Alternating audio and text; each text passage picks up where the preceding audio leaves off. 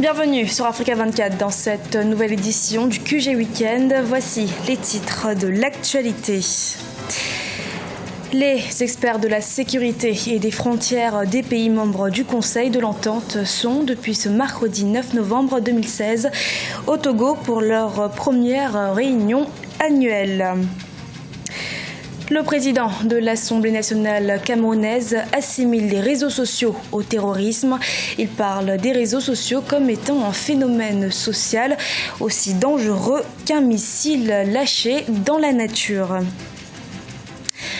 Deuxième journée des éliminatoires du Mondial 2018, les 5 groupes A, B, C, D et E vont devoir révéler leur nouvelle performance à l'occasion de cette deuxième journée qui prend fin ce dimanche 13 novembre 2016.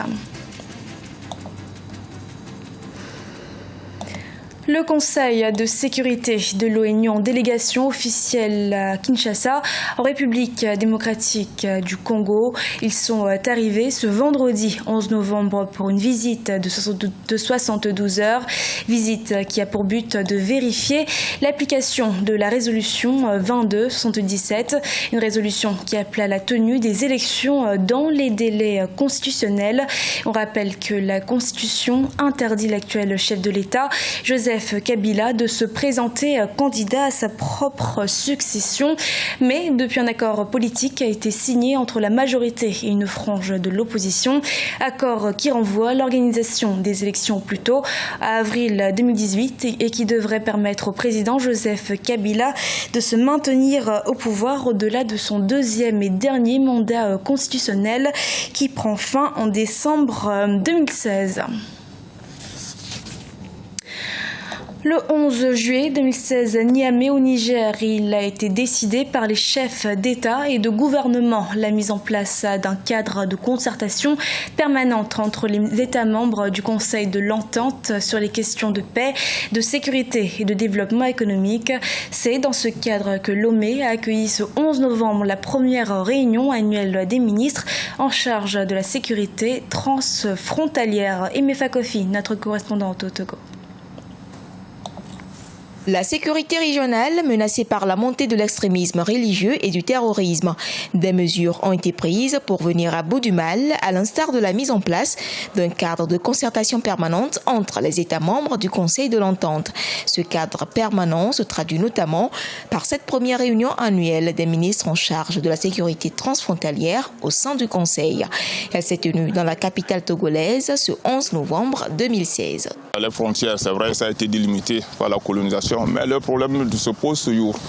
Il y a des bornes qui n'existent plus, les tracés ne sont pas visibles. Mais il faut que les pays se retrouvent et trouver des solutions amiables, des solutions fraternelles pour préserver la paix, préserver la sécurité dans nos États. La population qui a augmenté auparavant.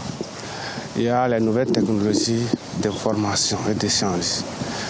Il y a de nombreux problèmes économiques liés au développement, des problèmes de changement climatique qui obligent les déplacements de population. Voilà les chantiers innombrables que nous devons aborder aujourd'hui ou dans l'avenir. Une synergie d'action afin de mieux mener cette bataille contre l'insécurité et le terrorisme au profit de la préservation des biens et des personnes, c'est le principal enjeu de cette rencontre. Les grandes lignes de ces recommandations, c'est qu'il faut, disons pour résumer, mutualiser les efforts, faire en sorte que nous soyons plus efficaces, qu'on puisse faire la prévention et aussi qu'on puisse régler au fur et à mesure toutes ces questions relatives donc, au terrorisme.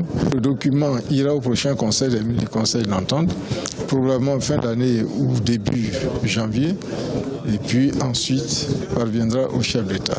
L'adoption d'une politique de délimitation et de matérialisation des frontières de l'espace Entente, assortie d'un programme de mise en œuvre, est également l'une des conclusions de cette rencontre. Le Conseil de l'Entente regroupe le Bénin, le Burkina Faso, la Côte d'Ivoire, le Niger et le Togo.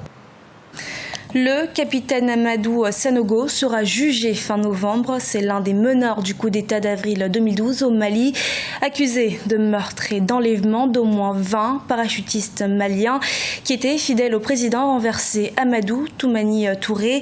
Il risque la peine de mort selon la loi malienne. Face à l'appropriation des internautes camerounais du récent incident ferroviaire qui a occasionné une centaine de pertes en vie humaine à Ezeka, les autorités camerounaises souhaitent désormais mieux contrôler les réseaux sociaux. Viviane Baoken, notre correspondante au Cameroun. Dans son discours d'ouverture de la session ordinaire de l'Assemblée nationale du Cameroun le 10 novembre 2016, le président de l'Assemblée nationale, Kavaye Guédibril, parle des réseaux sociaux comme étant un phénomène social aussi dangereux qu'un missile lâché dans la nature. Quelques semaines plus tôt, c'était le ministre de la Communication qui fustigeait ces réseaux sociaux. Selon les responsables du ministère de la Communication, la lutte est évidente au vu des faits d'incivisme observés depuis l'incident d'Ezeka. C'est une lutte parce qu'il ne faudrait pas accepter ce type de dérapage. Nous avons observé, après l'accident qui a créé quand même une certaine ambiance de peur, nous avons observé qu'au moindre accident, certains utilisateurs publient les photos sans vérifier. C'est ce qu'il faut éviter. Les gens veulent projeter une image d'un Cameroun qui est un Cameroun d'accident. Alors c'est ça, et il est normal que les politiques interviennent, parce qu'à ce moment-là, nous sommes partis du champ informationnel vers le champ politique. Il est normal que les politiques interviennent. Selon les experts, les autorités s'engagent dans une lutte vaine. Pour ces derniers, les réseaux sociaux ne sont pas contrôlables, mais la solution pourrait venir d'une sensibilisation sur un meilleur usage. Une sensibilisation qui commence par la formation des politiques. Le gouvernement aujourd'hui, avec les différents ministres, il passe le temps à condamner un outil qui ne maîtrise même pas. Combien de ministères aujourd'hui ont des comptes Twitter, ont des comptes Facebook? Combien de profils on retrouve sur LinkedIn? Est-ce qu'ils connaissent même la portée? Est-ce qu'ils connaissent qu'on peut utiliser ces outils-là pour véritablement informer? Donc je pense qu'au lieu de décrier, au lieu de transformer tout en problème politique, il faut se poser les questions fondamentales. La question fondamentale ici, en ce qui concerne les réseaux sociaux, c'est la formation. En février 2015, lors de son discours à la jeunesse, le président de la République, Paul Biya, exhortait déjà les jeunes à se méfier des réseaux sociaux. Une jeunesse à qui il a offert près de 500 000 ordinateurs. La deuxième journée des éliminatoires de la Coupe du monde de football a débuté ce vendredi 11 novembre et prendra fin le 13 novembre 2016.